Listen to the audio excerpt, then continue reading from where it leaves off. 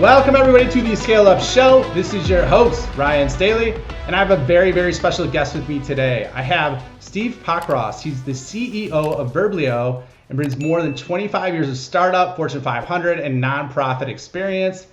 They've actually grown 600% in the last 5 years and are over the 8-figure mark with a marketplace plus SaaS unique marketplace model. Steve, welcome, man. Happy to have you on. Thanks so much. Great to be here. Yeah, dude. I'm pumped. I'm really excited because I love the concept of your business model. And by the way, Verblio has been crushing it. They've been an Inc. 5000 winner 2 times, and they're just doing a lot of other great stuff. So, but before we get too deep into how you got here and what you did, Steve, I think it'd be awesome if we did a quick revenue rundown. So where are you at in ARR? We're at $1 million a month in MRR, so 12 million in ARR. Awesome. Okay, what's your go-to-market strategy? Our go-to-market strategy, preliminarily, the whole company was really based on, we are a content company, and so we actually live and breathe that. It is really organic growth or organic traffic from SEO. So we've been focused on high-quality content frequently for very many years, and has really helped us with domain authority. We bring in about 1,000 unique clients every year through that. And we've recently expanded to really building out our lead generation outbound team and actually focusing on finding new customers versus waiting for them to find us. Yeah, it seems like a natural progression if you got the inbound function or PLG growth once you get to the 8-figure mark from my other guests. So how big is your team? Our team is about 45 people right now. Okay. And 1,000 writers that are all freelancers. Oh, wow. 1,000 writers. That's a lot of firepower there. Okay. And then are you bootstrapped or funded? We are 100% bootstrapped. We are growing our own and investing every dollar back into the business. That's awesome. How long did it take you guys to get there, by the way? So the company really got off the ground about 2011, so about 10 years, 11 years to get there, and I've been running it for about half. Okay. Fantastic. And then last but not least, I know you mentioned it a little bit, but can you just give a little bit of a deeper understanding about your solution, who it serves, and then the outcomes it creates? Yeah, so we create written content for the web. We also have, we acquired a video company, so we enhance it with different enhancements, but it's really focused on core content creation. We produce 120,000 pieces of unique content per year in 40 different verticals. The 40th vertical is other, and that's about 52% of the content, which I love that fact. It basically says a couple things. One is if we segment our writers into their levels of expertise and who they can write for, we can go deep on different verticals, but also means we can really write for the long tail as well. Our core clients, about 2/3 of them are digital marketing agencies, so who understand the challenge directly, have a really big challenge of creating that amount of good content, doing it at scale in multiple areas, but also managing it, those interactions. Even if you have somebody working with you on it, content creation is there's a lot of effort to get somebody to understand who you are and what you want to write about. So about 2/3 digital marketing agencies and 1/3 brands that are doing their own digital marketing, looking to mostly focused on acquiring customers through SEO, but some are publishers, and there's a large variety of content out there. Everyone's really experimenting with how do you create a competitive advantage by using content at scale in different ways, which is, I think that's the next level of where SEO and content is going. From, I know I need to do this, what's the minimum I need to do to produce per month, versus what could I do and what results could I see from that? That's a great paradigm shift.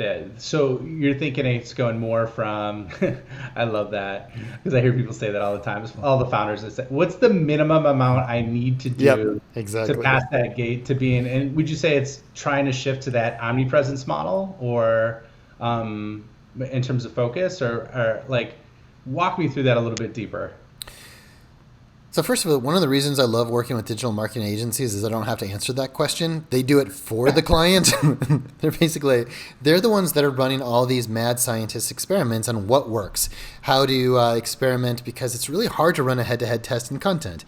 Is it the same level of content? Is it longer? Is it more in depth? Did you get the right keywords? Did you enhance it with enough video so it actually comes to life? So how do you actually run that test? And then did you distribute it afterwards? Because if you don't distribute it, nothing happens. And so I I've really stopped doing the answer of what's the minimum I need to survive. Because if you're looking at that point, I'm really not that interesting of a partner for you. We really work with digital marketers that are looking to expand their marketing versus the vitamin of how do I make sure that this just keeps happening. Mm-hmm. Okay. So I dodged your question. That's all right, man. That's all right. Okay. I have so many questions for you about content because I know how ultra valuable it is, and it's shifting, in my opinion, from just like the quantity play, like do as much as you can, to there's people are getting fire hosed with content. So now in my opinion, it's shifting to the quality aspect way heavier. Would you agree with that? I think it was shifting to both. It's even more quantity and even more quality. So it just gets harder every year. I had a guest on my show who's a content marketing leader last week. I have a marketing podcast, and he said something I thought was really interesting, which is the content marketing as a channel has developed more and changed more in 10 years than any other marketing channel in history. And so I don't know if that's true, but I want to quote it anyway. And like a good digital marketer. And I think the gist of it is that every year it's going to get harder. If a marketing channel works, more and more people are going to flood to it. More people are going to invest in it, just like Facebook and Google back in the day. So the key is to get ahead of it and to keep focusing on being better before everyone else surpasses you. That's great. And then what do you think about experimenting with new channels? Like, do you have a philosophy on that with all the... Like we had the big audio wave last year pop up with Clubhouse and the Green Room, and then everybody else followed suit. What's your thoughts about testing new platforms so you get that virality advantage, kind of like, the prime movers on TikTok and things like that? So I think two things. One is you have to keep focused on the core. So we do this agency survey every year of hundreds of digital marketing agencies. What is your best practices in content marketing? What's the number one channel you see? Blogs. Every single year, no matter everything that else changes, blogs work. Really? So the amount of consistency of like the things that are just the core basics, I think is really important. And then the rest is, I believe, in marketing channels, we never know. If we knew as marketers what was going to be the next hot channel that was successful, then we would all go to the exact same place and there'd be no competition, or there'd be too much competition. So we need to play some bets every year. You need to think of it as an investment portfolio in my mind. Try out TikTok, try out audio. Clubhouse didn't go so well. Everyone thought it was going to be the next big thing, but a lot of the other ones did. Like LinkedIn continues to pay off as a channel. So my philosophy is you got to place a few bets, just don't place too many. You can only place as many bets as you can actually do well, or else you haven't proven what your test actually meant anyway. Yeah, I think that's sharp advice, because otherwise you spread yourself too thin, right? Do you think those results were skewed because you're dealing with a bunch of writers of blogs would be number one, or is that I guess what's the science? What's the numbers behind that? So I wasn't talking to writers. That was an interview of digital marketing agencies that are using. Oh, okay. So agencies as a whole. Okay. Yeah, that are driving results for how much traffic they can bring to their site and turn into sales. So yeah, they're a good audience to get the information of the best of what they're using. We have a pretty unique table. So we have over 1,000 clients per month. They're all content marketers, and we get to see the best practices of what all of them are doing and the trends that they're following. And while we do a lot of it in our own content marketing in kind of a meta way, content marketing and content marketers, it's really an unbelievable courtside seat to see what the best are doing. Oh yeah, you can have so much data from that. Okay.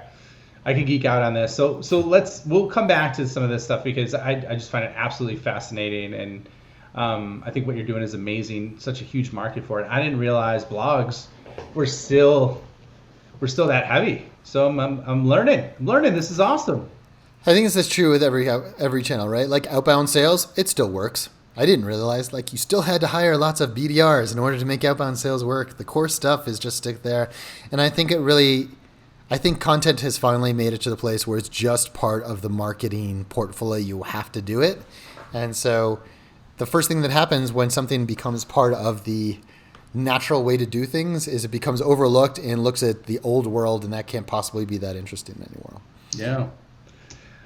All right. So speaking of old world, let's go through your journey, man. Like, it's not old world. That made you just call me old. Makes it sound like I'm saying you're 100. I didn't mean it like that. I mean like back in time, right? So nothing better than subconsciously insulting your guest even when you don't mean to. Which Steve's a young-looking guy. If you're listening, if you're watching the video, you'll see. But so walk me through that. Like, what was your journey to get to this point? It's really hard to grow a company past the 8-figure mark. Especially being bootstrapped, so massive props to you for doing that. What was the journey prior? How did you get here? I'd just love for you to walk us through that. Cool. The personal journey or the company journey? Both, man. Mix them together. Okay. We got. I know some stuff happened before you got there because you didn't found it, but you've been steering the ship. I'd love to hear what happened before you that they kind of prepared you for being the CEO of a massively fast-growing company. Cool. Happy to do so. Tell me if the story gets a little too rambly. So I'm in Denver, Colorado. I was actually raised here, and then I spent about 20 years out and about. Did school on the East Coast, did business school in Chicago, spent 2 years in South America and studying at the University of Chile in Santiago, and then working for the Brazilian Development Bank in Rio. And then about 12 years in San Francisco. The first part of that was focused on innovative nonprofits that were trying to find basically new ways to create employment opportunities and affordable housing for economically disadvantaged people. And then I found my way into startups, which really crossed the holy grail of like, what could you do if you have a mission that you're super excited about, but at the same time had resources? And having resources was much better than being in nonprofits. As far as being, I had a foundational experience. I joined a company called LiveOps in 2004, which was a marketplace plus SaaS call center company started by a bunch of the early Netscape guys. We had 2 of the first 10 Netscape people, and the chief operating officer of eBay came on board to be our CEO. It was quite the Silicon Valley dream there for a while. We grew from less than $10 million to $150 million of revenue in 4 years. And I had the really fun job of being head of business development and strategy. How do you create new business models that bring together a marketplace of skilled freelancers working from their house with a technology platform and an innovative marketplace business model? And if you apply those 3 things together, you can start accomplishing things that nobody else can do with services. And innovating in services is not the hot in Silicon Valley, but wow, you put these things together and you can really accomplish some amazing things, like how do you answer 4,000 skilled phone calls in an hour and then have that entire call center disappear? Because you can really bring that type of talent together with technology. And so I started new business models at LiveOps for about 10 years, moved to Denver, enjoyed the startup world of starting new business models and new products for a variety of startups. And then along the way, the 2 founders of Verblio, who are a journalist, starting it from the point of view of how do I find great opportunities for freelancers, and a technical CTO who was in charge of building the marketplace of the future, got together. I actually talked to them right when they were starting in 2011, which was fun because they were talking to the old LiveOps crew. And they basically said, hey, we've taken this business as far as we can. It's about $2 million in revenue, subscription. We're doing something good here. We need somebody who knows about these business models, who knows how to scale it, and who lives in Denver. And I'm pretty sure it felt like a match made in heaven, but I don't know if there was anybody else out there for either of us. So I've been really thrilled to take it over since there. It was about 12 people then. It's about 45, 50 people now. And we were about 2 million then, and we're about 12 million now. So it has been a really fun ride, both hopefully doing the right things along the way, but also catching a really nice wave of the growth of the content industry has been, how do I say, nice winds at our back. Oh, yeah. Yeah. I mean, and that 2 to 12 million, that was over a period of 5 years, 6 years, or how long? Yeah, that was from 2016 to till now. So 5 years. Okay. So about 6 years-ish. Which I don't even know if 2020 counts as a year, right? So we might just wipe that from the almanac. Okay, so lots of things to dig into. Awesome journey, by the way, man. I mean, like, I'm curious of like the 10, so here's my question for you. And this is probably going to be a writer downer, I imagine, but how did you guys grow from 10 to $150 million in 4 years? It's a big question. I think there's a lot of key ones, and I think of like, where do you focus it? You have to make a pretty big decision on.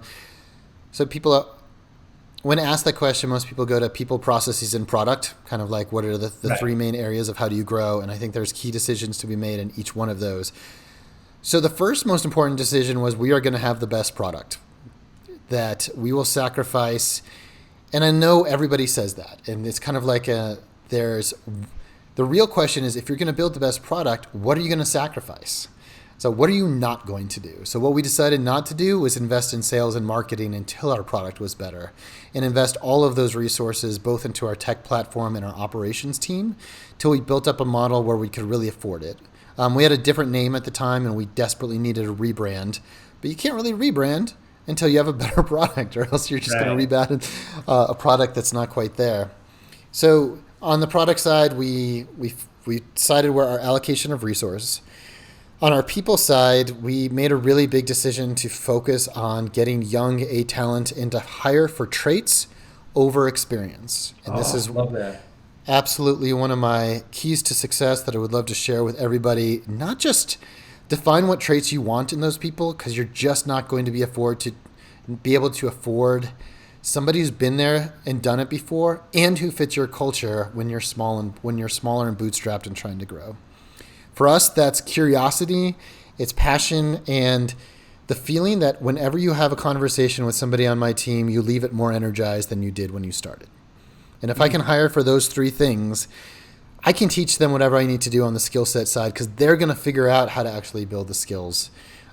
So my favorite example of this is my VP of operations, who was one of my very first hires. I think she just graduated from film school, or out of a film career and business school for the first time, had never managed a single individual, and now manages half the company at like the age of like young 30s, because you have to find these people. You have no choice as a bootstrapper. Repeat that again. You just kind of rifled through that. I do that with a lot. All right, repeat that again. Go ahead. What was the all right. Where did she come from and now running half the company? She had just been working in documentary film. She'd never worked for a startup before. She just went to University of Colorado Business School, but we'd hired her as an intern, was a clear talent. And so she'd never managed one other person, and we put her in charge of managing all the people of the company, or basically the main people business of the company, operations. And she now runs, I think she manages half the people of our 45-person company at the age, like in her early 30s, which is, you have to win like that. It's like draft picks in any sort of sport. Like, you have to pick these people because you need to make it a priority. And then I have some guidance on how to find these people too. Okay, tell us, man. Don't leave the hook, the open loop. You got to tell us how do you find these people? Where do you find them? How do you find them? How do you find people that at the age of 30 are running half your company with no experience in what you're doing or what the company's done before? Totally. So first is your hiring criteria. What traits are you looking for versus what experience? Mm-hmm. Part of that is always prioritizing cultural fit over skill set every single step of the way. Because your magnet for talent as a bootstrapped company is making people want to be there with you. Like, that is... Mm-hmm.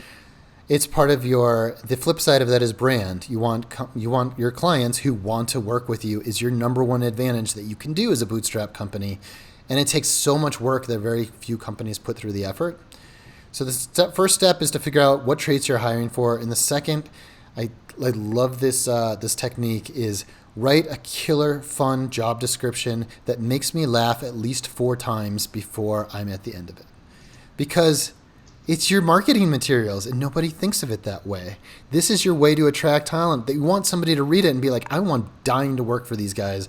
I'm willing to do it even though they have no consistent funding, even though, it's not a halo effect brand. It doesn't give me nearly the benefits, but man, I really want to talk to them. So think of your job recs. Your marketing team should write them, not your HR team. And if you're the CEO or an executive of your company, your job is, as soon as you think the person might be a fit, your job is to evangelize them and to get them on board as much as it is to interview them. That's awesome. I mean, I've never heard it framed up that way. So that leads me to the next question is then, like, besides writing a cool job description that makes you laugh 4 times, I love that. I've never heard that before. So I'm gonna look at your job descriptions now and see what they say, so I get a little taste of it. But how do you create the culture then, like, where people are dying to work for you, or just love the concept of working for your organization? So this is part of, there's this transition in startups where at the beginning you're more cult-like. You're trying to find more people that are all of the same vibe because you want to work together and be together. And so hiring for those people that are cultural fit is really important. Then that transitions as you scale, and you have to find certain experience levels as well. Mm-hmm. So part of it is just making sure that that everybody vibes with the culture, that everyone's curious, everyone's making everyone else, and that there's a lot of humor in the company. And so I think particularly as a CEO or any executive in a company, it is so your job to stay involved. Like, our Slack channel is absolutely hysterical. We have a puppy channel like that is about as active as anything's out there. There's a pots and pans. And so I think, like, the higher up, most people would think that if you're an executive, you shouldn't waste time like interacting with your team. I think there's very few things that are more important than interacting with your team. And so being on Slack, keep that sense of humor going, and that's where the investment of time goes. So I read once that Steve Ballmer, former CEO of Microsoft, used to have a time allocation for his calendar of how he wanted to spend his time every year. He would tell his executive assistant, I want 20% of it to be external clients, 20% to be on the product team, 10% to be nonprofits. Like, whatever the allocation was, make this happen. Make my calendar reflect what my priorities are. And so I think this is a really important step. My number one priority is to spend more time with my internal team, coaching them up. Because if my strategy with people is to hire younger, talented people, and then I leave them on their own, I'm not going to have a very successful company. Mm-hmm. So what do I have to do to not do that? I have to sacrifice time with sales. I have to sacrifice time with the board, with potential investors, and be very conscious. And so at my company, at Verblio, we have more one-on-ones than anywhere. I think it's critical to staying aligned. I think we have more. We share as much transparently as we can every week in our all hands, and we do as much as possible to highlight absolutely everyone in the company at their time to make sure that everybody feels like they're a part of this mission together. So I think that the strategy is stay on target. Keep reminding yourself: are you focused on your team, and what was your priority? Because if you say you're a people-first strategy company and the majority of your time as a leader is not spent on the people, it's going to be hard to believe that you're actually bringing it to life. All right, so I guess some follow-up questions, as you can imagine, as I do. So how do you inject humor into your culture? What do you give me an example of that?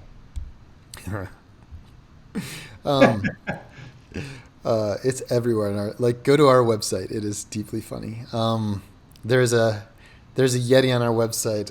Can you just go there and you can read anything from it? Oh yeah. So we can pull it up, man. I'll pull. This is live time, so I'm pulling it up. I'm looking at it, and I'm going to see if there's anything that makes me laugh, just to prove or disprove Steve's point. But let me see what's going on here. So go ahead, keep talking, man. All right, look up. Okay, here's a good one. Go to Verblio and then go to cannabis. To our cannabis homepage. You have a cannabis homepage. There's a lot of cannabis content out there. All right, and so our opening line is cannabis content creation, dank content to boost SEO rankings and keep your cannabis business flowering. Don't call it Herbly. Don't call it Verblio. So every one of our homepages is like, we're a content company. We want you to want to read our stuff. All of the tone of our outreach emails are meant to be super entertaining. Our job descriptions. And so if you hire people where they find this humor, like they're a part of it, everyone starts to build it together.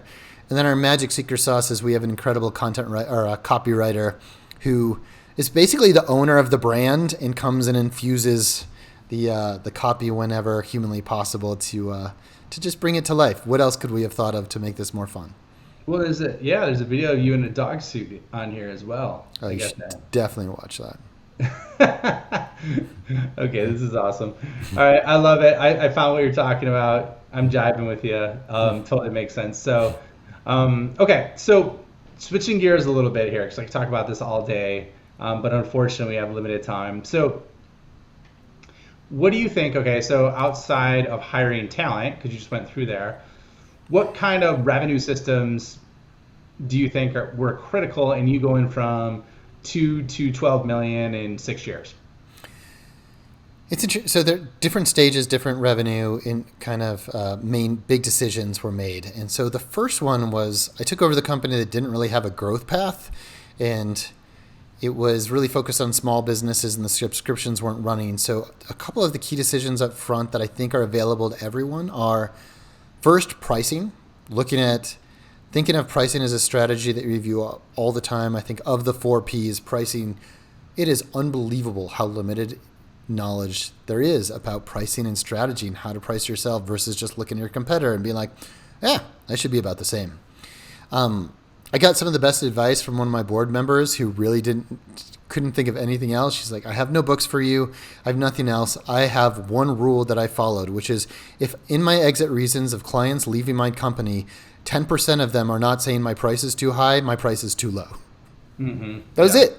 And so we needed a minute revenue boost, and we had a really hard time figuring out what's their actual value.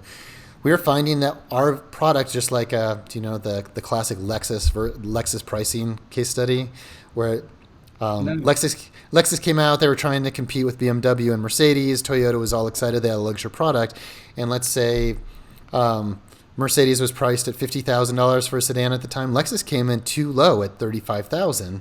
And so what happened is everyone thought that they were not as valuable as they should, as a Mercedes, because look, why would it be $15,000 lower? So they raised their price to just within range at $44,000, and then they sold out of craze.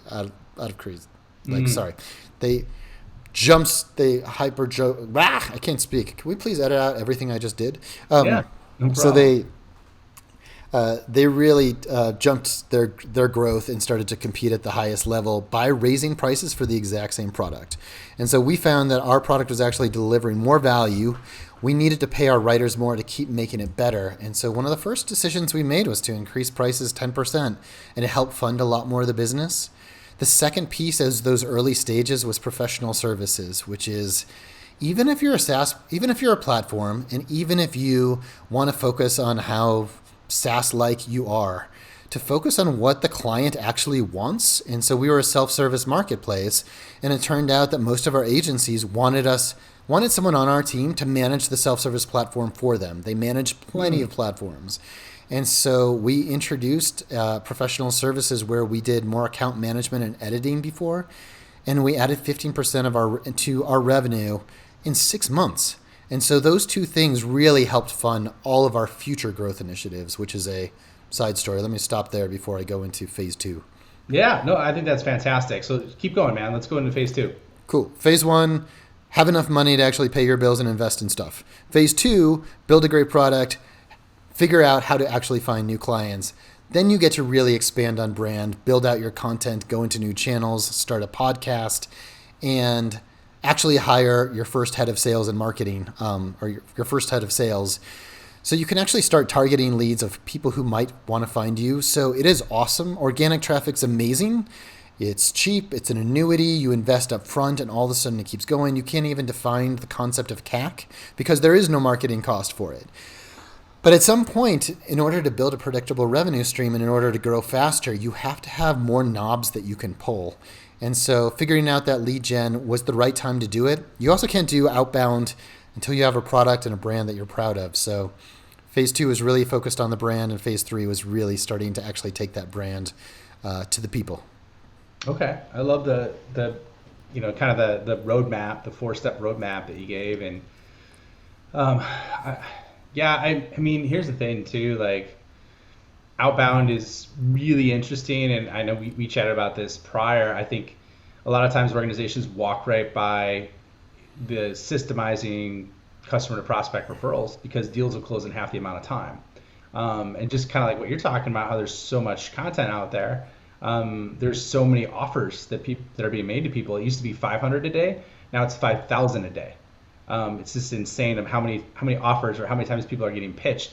So basically, if you leverage the know, like, and trust factor with a relationship through a referral, that's what really helps, what I've seen massively accelerate that outbound motion, but like I said, I think it's not an outbound motion. It sits in between outbound and inbound. So love that though.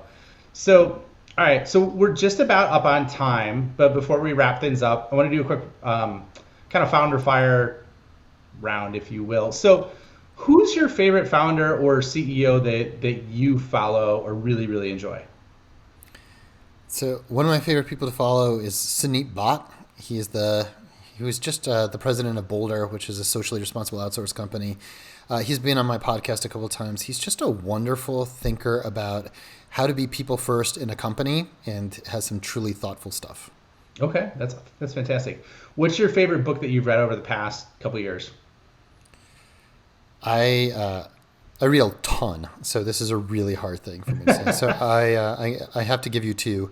My favorite two in nonfiction, one is The Righteous Mind, which is basically how rational people can be so ideologically charged based on the exact same facts.